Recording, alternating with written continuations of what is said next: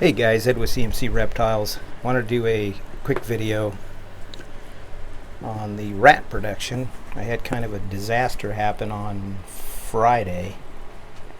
It was probably 110 degrees here in Vacaville. My air unit went out. Just got done cleaning rats too, and a couple hours later I didn't hear the air system running, so I opened the door and it was 115 degrees in here. And just the humidity was probably 80% in the room because of the rats. You know, the rats sweat bad. So I lost probably half of my rat production. Most of what died were all females, pregnant females, and nursing moms. So it just was like bad. So what I did, I froze what I could of the bigger rats and fed off like the pups that had, didn't have a mother anymore to nurse from because they wouldn't survive more than a couple of days. And other pups I put with other moms that actually survived. So I did what I could to keep at least half of what I had left, or less than half. But yeah, I probably froze off 35 adult females, which kind of sucks. So I'm probably down to 15 now, and a bunch of smaller rats. Anyways, I got smalls, mediums, so now I have to kind of build up my colony again because I don't have a ton of animals breeding anymore. But I'll tell you, yeah, see, these are the smalls. Here's a colony right here that's still good. And today's Monday, so yeah, for like 2 days I had to keep checking because even animals that might not have died, these moms were good enough to take care of all these other babies. So there's 3 moms in here that are nursing other babies because there's a lot here. There's a ton there, pinkies, and they seem to all be doing okay. But yeah, what a disaster. It really sucked. Got some mediums in here, so these will be my new colony coming up, and even some for these where I can pull out another 30 females. So I mean, it wasn't a complete disaster, but like all these are empty now when these were all full just a week ago. And it wasn't really the air that went out, it was the surge protector that blew. It's probably 3 years old, using it for 3 years, and it went out. But if I probably waited another hour, the whole colony would have been lost for sure. So I guess it wasn't a complete disaster, but man, it was a big setback. Earl from Lone Star Reptiles has been talking about a sensor that he's working on that I definitely need to get, because if I had that, this would have never happened. I would have had the app on my phone, the sensor in here, and it would told me that I had a temperature increase right away. Yeah, because I mean that sucked, because those rats definitely had to suffer.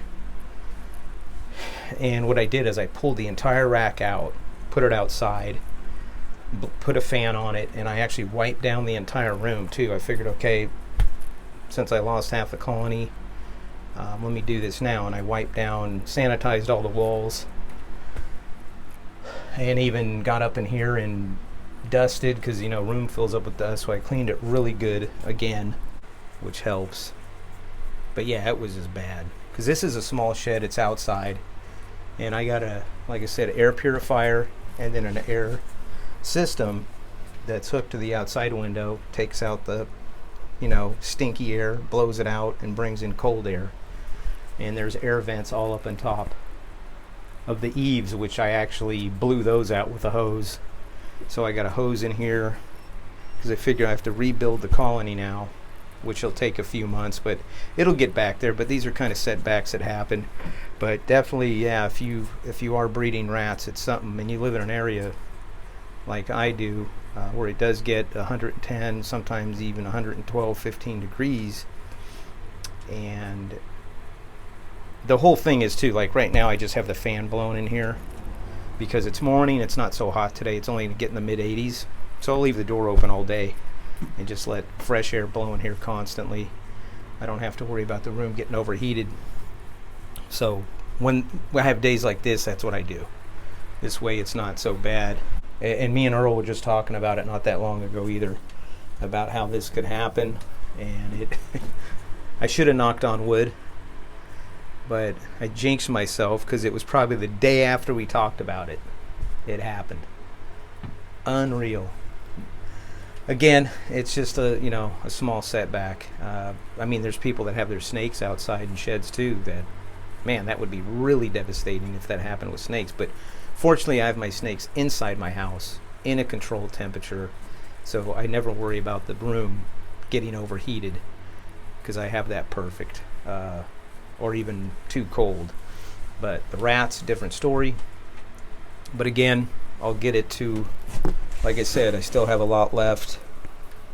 But my concern is feeding my babies, all my hatchling ball pythons, which I'll have to for sure buy some frozen thawed now, probably a couple of hundred, until I rebuild my stock of pups, because that's the most important thing to me, is getting those, being able to feed 40, 50 baby ball pythons every week.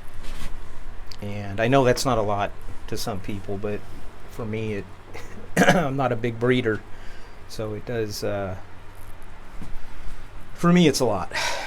And I know this is kind of a small rat colony again to some breeders that breed massive rat colonies, so I guess I could look at it not being so devastating. The good thing is I have this freedom breeder rack, and it does the job to the point where you get the production is just huge with this system. So just wanted to kind of give you that update.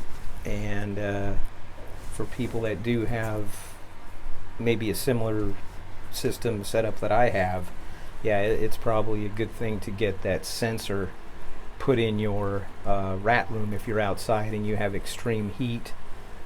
And because the main thing about these rats is they need ventilation, they need air circulation, fresh air constantly to have good production and to survive. Because when that thing blew, it was like, it didn't take long. Couldn't have been more than 2 hours. Because me and my buddy Daniel just got finished cleaning rats on Friday. And the air was on, the air purifier was on, everything was good. And what happened was, like I said, this thing failed right here. And this is just a lightweight one. I had a real heavy duty one, because normally these cords are supposed to go directly into the outlet, but I don't have an outlet close enough. And as long as you have a heavy duty one of these that could handle that power, it's fine. And it worked for 3 years, but it finally went out. So again, I'll get this colony back and I will fix the problem, get that sensor in here so I don't have to worry about that anymore. All right, guys, thanks. Just wanted to share that with you, and I'll talk to you later.